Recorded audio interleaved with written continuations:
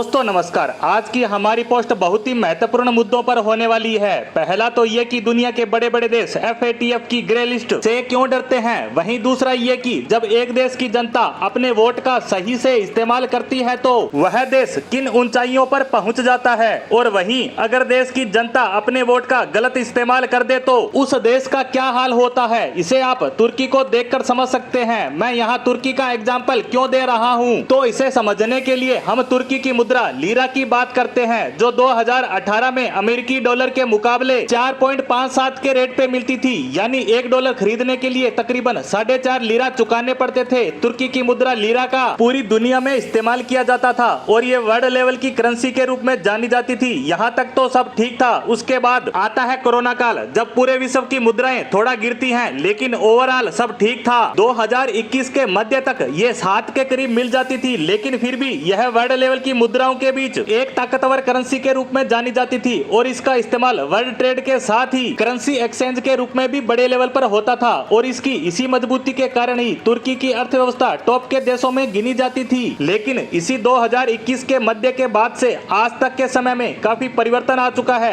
आज की बात करें तो यह 6 से गिरना शुरू होकर 26 के पार पहुंच गई और पिछले 2 महीनों में तो ये 20 से 26 तक जा पहुंची है। आपको बता दें कि पिछले 2 महीनों में पूरे वर्ल्ड की सबसे खराब परफॉर्म करने वाली करेंसी भी तुर्की की मुद्रा लीरा ही है। अफ्रीकी देश जहां की करेंसी को कमजोर माना जाता है, लीरा ने तो उनसे भी बुरा परफॉर्म किया है। आपको बता दें कि जब किसी देश की मुद्रा गिरती है तो इसके साथ साथ उस देश की अर्थव्यवस्था भी गिरती है, साथ ही उस देश की फाइनेंशियल साख यानी उस देश की मुद्रा की प्रतिष्ठा भी पूरी दुनिया भर में गिर जाती है। लेकिन इन सब के बीच सबसे ज्यादा नुकसान होता है वहाँ की आम जनता को, क्योंकि उनकी उम्र भर की कमाई यानी उनकी बचत जो वहाँ की स्थानीय मुद्रा में होती है, जैसे हम रुपए के रूप में अपनी बचत को अपने पास या बैंकों में जमा रखते हैं और वही बचत वाली मुद्रा गिरने लगती है तो देश में महंगाई आसमान छूने लगती है। जैसे कुछ ही समय पहले श्रीलंका और वर्तमान में पाकिस्तान की जनता के साथ हो रहा है, और यही सब अब तुर्की की जनता के साथ भी होना शुरू हो चुका है, क्योंकि लगभग 2 महीने पहले वहाँ की जनता ने एर्दोगन को राष्ट्रपति के रूप में चुना था